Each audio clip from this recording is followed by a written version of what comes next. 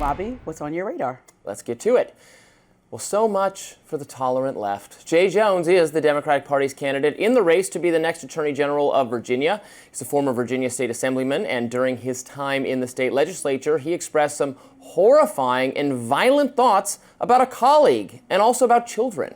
This news broke over the weekend as screenshots of text messages that he sent back in 2022 were leaked to the media. Jones said particularly nasty things about Todd Gilbert, who was at that time the Republican Speaker of the House of Delegates. Jones said if Gilbert was in a room with Hitler and Pol Pot, Gilbert would, quote, get 2 bullets to the head. He also expressed support for the idea of Gilbert's kids dying because, quote, only when people feel pain personally do they move on policy. He also called the kids, 2 little boys, quote, young fascists. And by the way, he wrote these text messages to a Republican colleague whom he had accidentally texted. But even though that colleague told him directly he was making her uncomfortable, he continued to vocalize his bizarre revenge fantasy. This behavior is creepy, it's weird, it's obviously disqualifying from higher office. I don't think there's any question about that. Yet Jones is remaining in the race. He issued a statement which he acknowledged he had, quote, sent messages that I regret and I believe that violent rhetoric has no place in our politics. He went on to attack his opponent, incumbent Republican AG Jason Miyares, for dropping smears through Trump-controlled media organizations to assault my character, end quote. I don't know about that. Don't the voters of Virginia deserve to know this information? If anything, non-conservative media is covering the scandal reluctantly, as the mainstream knows. It's bad for Jones and makes it a bit more likely that the Republican Miyares could win re-election. The GOP's slate of candidates for Virginia are currently behind in the polls, and gubernatorial candidate Winsome Earl-Sears, the current LG, is facing the prospect of losing her race. Here she was addressing the Jay Jones controversy. The calls for hate and violence are coming from the mouths of the Democrat Party's leaders. And Jay Jones is just the most recent, and his wish for violent acts the most clear.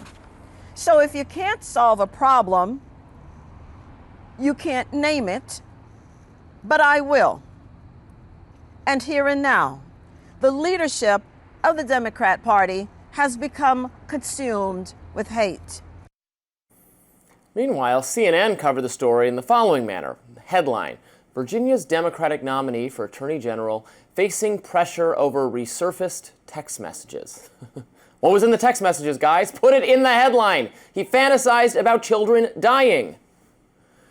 But Abigail Spanberger, who is running against Earl-Sears in the governor race, has refused to call on Jones to pull out of the race. She said in a statement that only that she was disgusted with his comments and she expected him to take full responsibility. I think we should demand a bit more from those who advocate violence in response to political disagreement and think the upside of dead kids is that someone you don't like will feel emotional pain. This is ghoulish stuff. And Lindsay, our president, Donald Trump, weighed in on this as well. He said, he wrote on Truth Social, it has come out that radical left lunatic Jay Jones, who's running against Jason Miyares, made sick and demented jokes, if they were jokes at all, which were not funny. He wrote down and sent to people concerning the murder of a Republican legislature and his wife and their children. Jay Jones should drop out of the race immediately. Now, I actually agree with you and President Trump. I think Jay Jones should drop out of the race. The part that I don't agree with is the cherry-picked decision on when somebody is speaking out of turn about violence and when they should continue to run for office. So, you know, first of all, there were headlines. You pointed the CBS News headline out, but Politico had a really great headline that said violent, inflammatory text messages. There were other mainstream that called it abhorrent. So I don't want to paint the broad picture like nobody acknowledged how bad his messages were. But Trump, you know, when Pelosi's husband was attacked violently with a hammer, you'll remember that Trump went on Truth Social and said, or actually in a campaign speech, he took the time to say, how is Nancy Pelosi's husband doing, and laughed. Anybody know?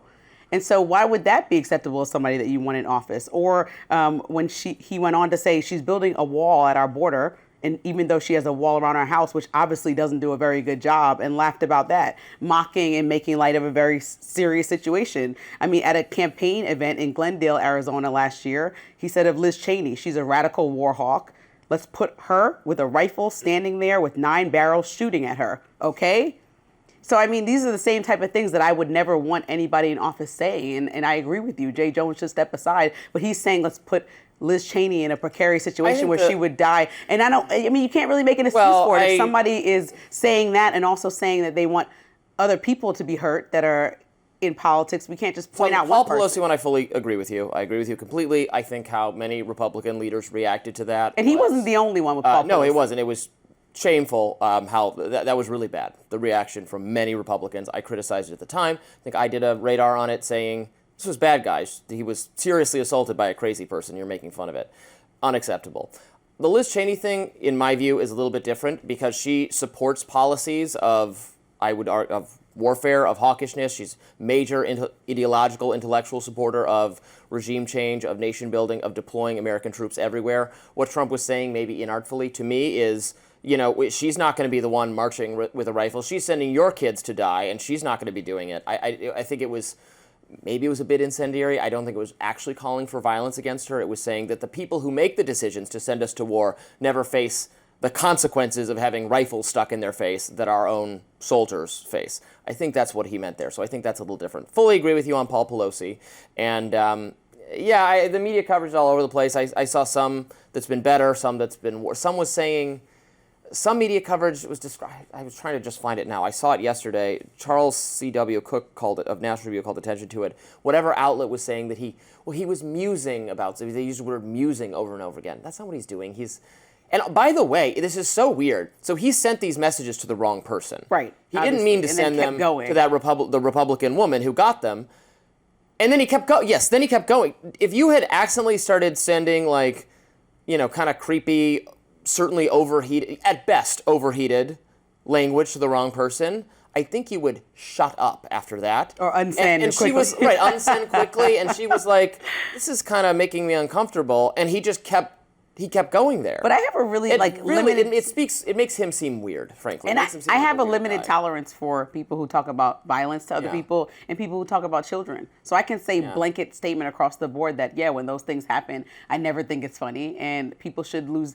As the American people, we vote you in, then you should not be. I would not be a person that's voting for you to be in that position because that makes me uncomfortable. In the dark, in your text messages, you're not a great person. And so we talk about social media a lot. Right. People can hide behind, an avatar, but when I'm messaging you and somebody leaks it, it's not about an attack against you. It's the fact that you still said that. You still took the time out to do that. And so that to me is a character flaw and not somebody that I want leading me forward. But I also think there has been many instances of President Trump with similar jargon that I really am uncomfortable with, which is what makes me always point to you and ask you, is this the type of presidential leadership that you want? A lot of times people sweep it under the rug as a joke, but most times I don't think that it's funny.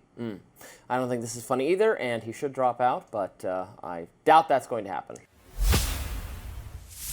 Robby, what's on your radar? Well, excited to talk about this one. Now, in the resignation letter announcing her departure from the Gray Lady in July of 2020, the opinion journalist Bari Weiss memorably lamented that, quote, Twitter is not on the masthead of the New York Times, but Twitter has become its ultimate editor. What Weiss meant was that the extremely progressive sensibilities of elite social media users, leftist activists, educators, journalists, Democratic campaign staffers, etc., held undue sway over the range of views that could be printed in the opinion pages. This was a constant source of frustration for Weiss, a centrist thinker, critical of the left, whose mission was to bring some measure of ideological diversity to the paper. In her letter, she bragged about having published independent and contrarian writers, such as Jesse Singal, Glenn Lowry, Thomas Chatterton Williams, Nick Gillespie, and others. But in the summer of 2020, the collective set of ideologies, habits, and preferences commonly referred to as wokeness still ruled the roost. Now, much has changed in the last few years, and they are about to change even more noticeably at another large media company. That's because Bari Weiss is set to become the editor-in-chief of CBS News. Parent company Paramount has also purchased the Free Press, the media company that she built from scratch in the years since leaving the New York Times, for an eye-popping $150 million. I'm going to continue to lead this incredible community alongside my tireless team, remaining CEO and editor-in-chief of the Free Press, and of course, hosting this show. But as of today, I'll be taking on another title too. I'm now editor-in-chief of CBS News, working with new colleagues on the programs that have impacted American culture for generations. Shows like 60 Minutes and Sunday Morning. And also shaping how millions of Americans read, listen, watch, and most importantly, understand the news in the 21st century. In other words, over the course of just 5 years, Weiss has gone from an underappreciated mid-level editor at a hostile to her newspaper to the boss of a major television news company, making millions in the process. One doesn't have to be in sympathy with Weiss's views in order to appreciate the staggering nature of this achievement. She has pulled off an elaborate Count of Monte Cristo-style revenge, if not over the Times itself, at least over the sort of people who made her experience at the Times so miserable. The misery in Weiss's telling was indeed thorough. She claims her colleagues bullied and badgered her for daring to solicit opinions that conflicted with their own, even though that was the job the Times had hired her to perform. This tension had culminated just 1 month prior to her resignation in a full-on staff revolt over an op-ed by Senator Tom Cotton of Arkansas that called for the National Guard to be deployed to quell post-George Floyd rioting in U.S. cities. How interesting. Progressive staffers framed their opposition to that op-ed as a matter of workplace safety for them. They said this op-ed put the lives of black staffers at risk and constituted a form of violence. The argument they made was not, we question the wisdom of sending the Army into cities to conduct law enforcement, which would have been a fine argument. Their argument was, you should not be allowed to write this. In other words, it wasn't an argument at all. Now again, back in 2020, that was par for the course. A phenomenon that previously remained confined to elite college campuses had spread throughout social media like a disease, infecting workplaces that disproportionately hired young, uber-progressive people. Hit the media industry particularly hard. The Times was not alone in having to reckon with junior employees suddenly making unreasonable demands for emotional safety. Now, Twitter may have served as the ultimate editor in Weiss's telling, but actually Slack, the online communications platform used by many businesses, particularly media companies, was where the social media constructed opinions of woke youngsters took shape as internal enforcement mechanisms for groupthink. Now, since at least 2016, when Donald Trump made opposition to political correctness a central aspect of his presidential campaign, many libertarian, contrarian, and heterodox figures, including Weiss herself and including yours truly, have warned that the thing we now call wokeness would engender massive backlash. Weiss's elevation to the position of editor-in-chief of CBS News is, in some sense, one of the clearest indicators yet that wokeness in media, like wokeness everywhere else, is a loser. It's losing in the marketplace of ideas. It's losing in the actual, literal marketplace. Now, Weiss isn't Trump or MAGA, to be clear, and though the mainstream media is already describing CBS News as facing a hostile takeover from a, quote, Trump-friendly journalist, the Free Press does run plenty of criticisms of Trump and his movement, particularly on foreign policy. Their sensibilities are actually far more neoconservative than MAGA's or than mine, and the publication's uncompromising support for Israel is a bit out of step with many of the right's more popular online figures these days, Tucker Carlson, Megyn Kelly, Candace Owens, Joe Rogan, and others. Now, to its credit, the Free Press does regularly feature debates on this subject, including one between Coleman Hughes and Dave Smith just this week. Now, for her part, Weiss has announced no specific plans to radically rebrand or reformat CBS News. In a letter to all employees of the company, she outlined 10 core journalistic values that she thinks the company should exemplify under her leadership. They're all inoffensive and non-ideological.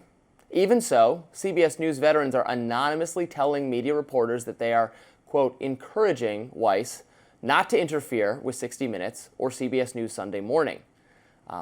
Okay. Good luck with that, guys. It seems a little bit delusional on their parts to think she won't have a say in what goes on there. So this was some big news. It was. Yesterday, breaking as we were on air. and rising, yeah. I was waiting for it to come down. We kind of talked about it, and I might have a bit of a contrarian view to a lot of people who think they know what I'm going to say, but I'm actually happy for her. I think more as a production company owner, as a free thinker, as somebody who understands that there are traditions that are in place and not spaces for people that create their own or question authority. A lot of times, you know, this is a great move for somebody in her position and for her, like you said, you don't have to agree with everything she says to know that this is a huge accomplishment for somebody of her age and somebody of her mindset. And so there are plenty of things that I would say, oh, be critical on this and that, but there also are other people at CBS News that also report to Paramount and Skydance, like the president of CBS News, that'll still be in place, and you'll have parallel roles reporting to one, or no, not reporting to one another, conversing with one another on the same playing field and both reporting to the leaders of the company. So it's not like the buck stops with her, period, Right. and no one else is at the table. And it's not even clear what adding another voice to right, the and it's not table. even clear what that would mean, because she doesn't, in the publication she runs, the Free Press, she does not enforce a specific ideological line. What she does is curate interesting, sometimes contrarian opinions that they might clash with progressives, but she also caters to ones that do clash with Trump, again, particularly on foreign policy. So it's not like, I think some in the mainstream media are acting as if CBS has just brought in some hardcore Trump zealot to run their news organization to appease him. But like, that's not her at all. It doesn't, you have to be completely unfamiliar with who she is and the publication she built to think that's the case. And I think the series of events at CBS and Paramount are raising alarm for some, rightfully so. They've raised alarms for me, not Bari Weiss specifically, but for example, when CBS hired Trump's former Japan ambassador to be the ombudsman, which is a fancy word for saying somebody who dictates whether the news is swaying one way or another, and you're hiring somebody who used to work for Trump to be the one to do that. That's not actually apolitical. That's a little weird, especially when you just sued the company and they, decided to go along with that lawsuit, pay you out so it can go to your presidential library. And so Bari Weiss to me is a separate thing, but people are culminating everything that's happened at CBS and Paramount over the last year and saying, this is an additional thing that we'll just raise our eyebrows at, because I don't think even Bari Weiss wants to see the coverage of CBS News just turn into like a Fox. Right. That's to me wildly inappropriate. What we should see is that there are more people who feel like they're less heard by these quote unquote mainstream outlets, garnering the attention that has been split and divided through social media, through podcasting. Like a lot of that audience feels lost. She actually celebrates and has space for people that are young. She has events for people under 30. I think that audience dating events, social events, like go meet your future boyfriend or girlfriend at some of these events. And yes, to your point, in her branding for the Free Press, she says for people who want something different from the New York Times or from Fox News. That's explicitly in her branding. So the idea that she's going to turn it into another Fox, she hasn't done that with the media company that she started from scratch and built to a $150 million acquisition. And you can't be the boss that you complained about. So if somebody comes to you with a contrarian point that's against what you believe on a certain stance, if she does the same thing to someone else, then we will find that there will be another Bari Weiss that'll leave her company and go start something better rather than coordinate. What a lesson to what we used to call the woke people are just so. I think this is more of a lesson to not embracing. They chased her out of the New York Times, and woke people who think she's so evil. She is now set to run CBS because they chased her out of the New York Times. If you just let her, toil in relative obscurity as a mid-level editor of the New York Times, from the woke perspective, she would be doing far less damage to your cause. So it's kind of a lesson in unintended consequences. Robby, what's on your radar? All righty. Senator Rand Paul is criticizing the Trump administration for blowing up alleged drug smuggling boats. Here he was explaining to Bloomberg TV why he's so concerned about this. About 25% of the time, the boat that they board doesn't have drugs on it. So they have made an error, but they don't kill them. But we've blown up 4 boats now, and if the percentages hold true, did one of those 4 boats not have drug dealers on it? If they all had drug dealers on it, the first 11 they killed, what were their names? What was the evidence linking them to being part of a gang? So I think there's a lot of unknowns here, and I don't think you can have a universal Coast Guard policy of just blowing up boats before they're interdicted. Seems like a pretty reasonable point to me. I, for one, am glad that one of the only principled civil libertarians in Congress is asking questions about the administration's new policy of simply blowing up ships in the Caribbean on suspicion of smuggling drugs between Venezuela and other countries, in some cases not even the U.S. This is all happening, by the way, of course, as the Maduro regime of Venezuela is increasingly vulnerable. Nicolas Maduro is a reprehensible dictator, no way around it. His failed socialist policies have impoverished his country and immiserated his people. There's a lesson in that. Socialism does not work. We shouldn't try it here. We shouldn't try it in New York City. Maybe someone should tell New York voters that before they elect Zohran Mamdani. But I digress. Here's the thing, though. Just because Maduro is bad doesn't mean the U.S. has some obligation to dethrone him. Time and time again, we have toppled dictators in vain, misguided hopes that they will be replaced with pliant U.S. supporting governments. How's that working out lately? Did it work out in Iraq? Did it work out in Libya? Maybe it's working out in Syria. A lot of people are still dying in that country as the new regime takes power. Now, I'd be very happy if Venezuelans did overthrow Maduro and replace him with someone like Argentina's Javier Milei. That'd be great. But if the U.S. installs a replacement, we could end up making the problem worse, as we did in the Middle East over and over again. Now, I know it's not the exact same circumstance, but in any case, the U.S. can't take this action, overthrowing their government, without a declaration of war.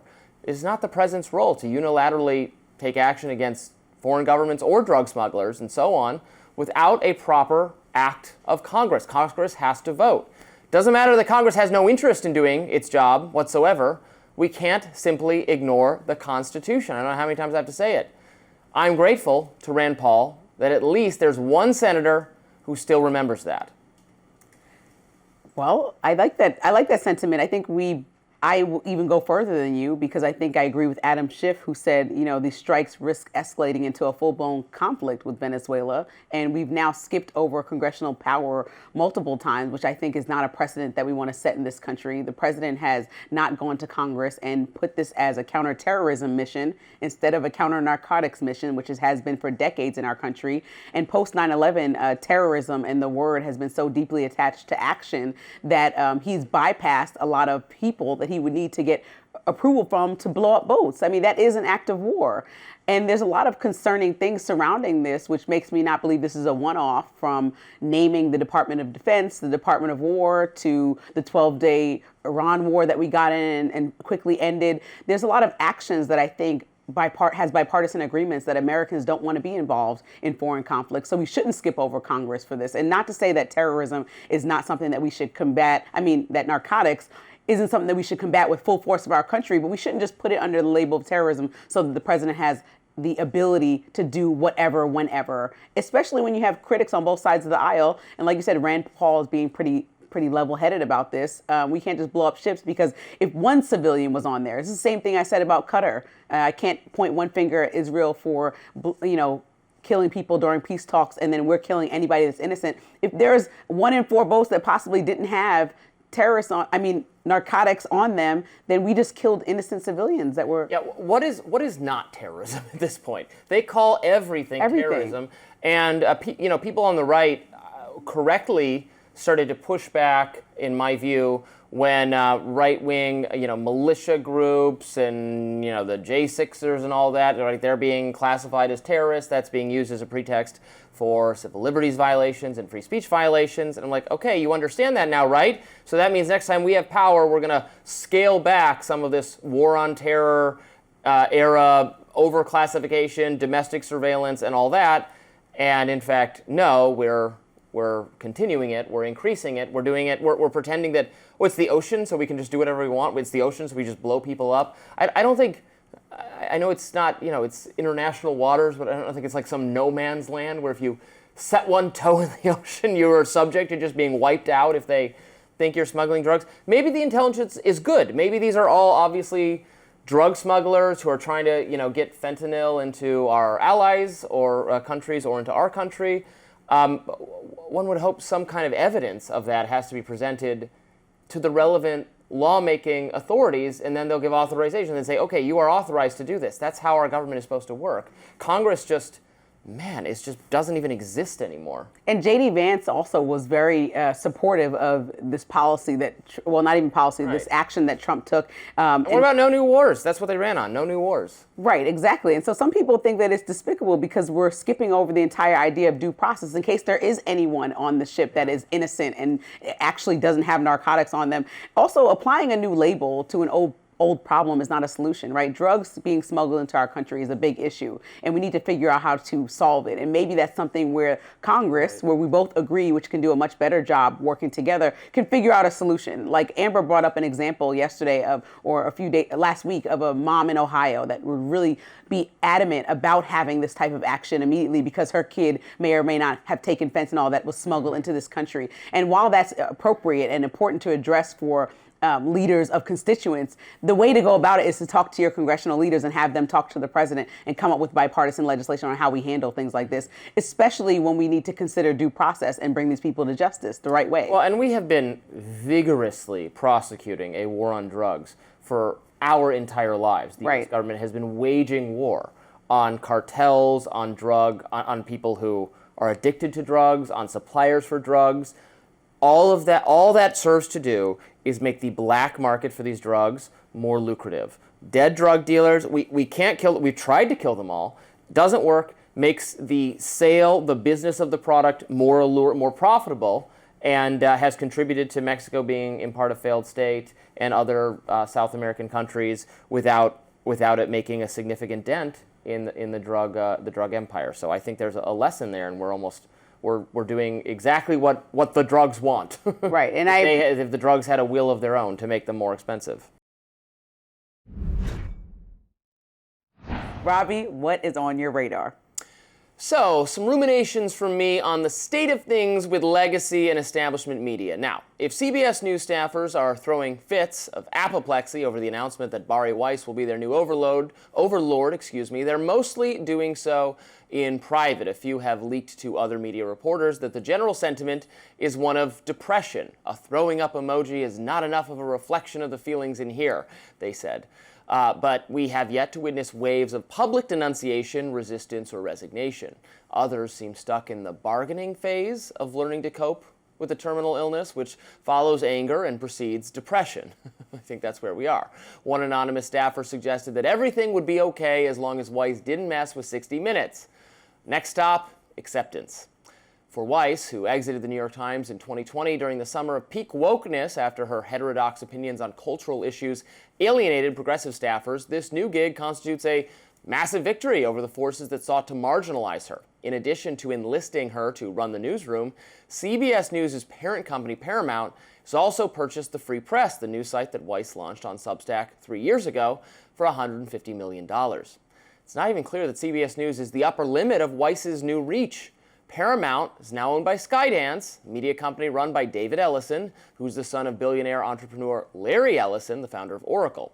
Skydance has also set its sights on acquiring Warner Brothers, which owns CNN.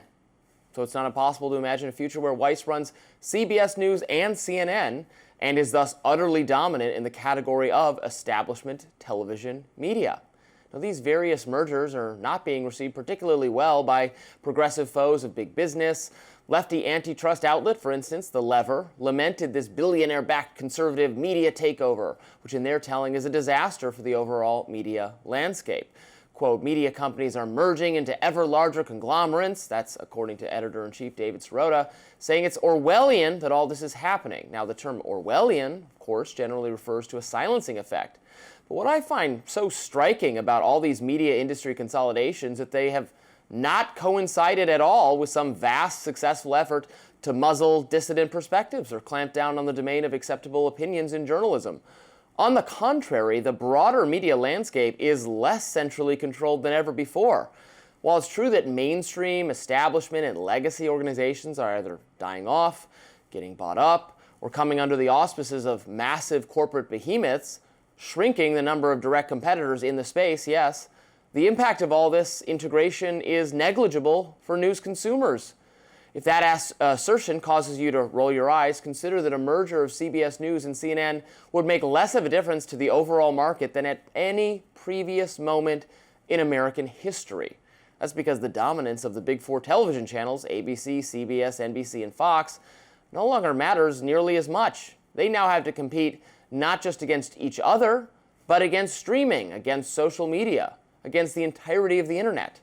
Alternative news programs on YouTube routinely get millions more viewers than cable. More people are listening to Joe Rogan on Spotify than bothering to turn on their television for the latest episode of 60 Minutes. There are news shows hosted on Instagram Live, X, Substack, Rumble, a variety of other platforms. The competition for people's attention is genuinely fiercer than ever before, and the existence of so many competitors means that no single perspective is dominant whatsoever. The rise of social media over the course of the 2010s led to a flourishing of conservative news programming, and the increased prominence of YouTube over the same time frame served the political left extremely well. Being worried about too much consolidation of television companies today, I think it's like being worried that a single firm might corner the horse and buggy market in the 1920s. Who cares? When progressives, as well as certain misguided Republicans, propose antitrust as a solution to media mergers, they're always fighting the last war. These properties are all losing market share relative to the extensive catalog of alternative platforms that also offer news, sports, and entertainment. So when politicians, activists, and media figures themselves complain about changes in their industry, their actual frustration is that people who share their politics no longer have nearly the same power to shape, curate, and gatekeep the limits of acceptable opinion and speech. They can't keep me at bay. There no longer exists a Walter Cronkite-esque figure whose own liberal-leaning perspective was presented to viewers as objective, dominating the airwaves. This is a disappointment to people who like and agree with Cronkite's progressive liberalism, but it's good news for everybody who would like to see more diversity, more disagreement, and more dissent. If you're really worried about Weiss's heterodox centrism coming in and ruining 60 Minutes, well, it's not as if the program represents some kind of last stand for hectoring progressivism. There are tons of similar left-coded podcasts, newsletters, and shows all over the internet. Zateo, The Majority Report, Bulwark, just to name a few. To make a long story short, media consolidation, not drying up the well of discourse. The well of discourse is overflowing with hot takes. That should make us more skeptical that it really matters who owns CBS or Warner Brothers. As Elon Musk always says, you are the media now. Well, that brings me to my point, Elon Musk. I think when Trump's friends are starting to own more and more media outlets, like Elon Musk with X, or like his cohort of friends that are about to buy TikTok, it just makes it a little bit uncomfortable knowing that this is the same guy that just sued the New York Times, that is trying to sue other networks into non-existence, including CBS, and so trying to put people in place to be liaisons to make sure that it's going through what I feel is his lens, with his former ambassador now working at CBS. So there's just a lot of things that raise eyebrows, and I think there's right for concern. I said as many days in the past that I do think that Bari Weiss in this new position is a good thing, especially because she has a parallel leader and president of the company that will also report to Paramount and Skydance, and they will discuss together as opposed to reporting to one another about what the best idea for the company is. That person has already been in position, so understands the tonality of 60 Minutes, and she's going to bring fresh and new ideas to a company that's number 3 in the lineup behind ABC and NBC. So I don't have a problem with that, but I think there should be concern knowing that these people have the direct phone line of President Trump and knowing how petty he has shown us that he is and how much he wants people to go away that dislike or say anything about him that is he considers disdain, even if it's truth. And I think that, that should raise an eyebrow at the very least. You don't have to call it Orwellian or go to the corner of the horse and buggy market, but you should certainly be concerned if you look at this. But you and I are about the same age. If we consider the historical perspective over the course of our lives, if you go back to when we were younger people, 80s, 90s, the domain of things you could express in the news and entertainment world was very limited because there wasn't that much competition. Now, what I'm saying is now, ironically, even though billionaires, politically motivated billionaires are acquiring social media companies, acquiring television companies, it's not reducing the range of things being expressed. The range of things being expressed is wider than ever before, and it keeps getting that way because even though they buy the last technology and then something new comes along. They buy a television company and then podcasts start. They buy a newspaper and then social media becomes where people get their news. They'll buy social media and next it'll be something else. They can corner an aspect of the market, but they can't corner the overall market because it's too innovative. Yeah, and I think I believe more voices and helpful is better, but I also believe that you're battling with, and we're going to disagree on this, an endless amount of disinformation, depending on who's in charge. You say it's disinformation, I say it's diversity of thought. I like that you use the word diversity. See, I'm all about diversity.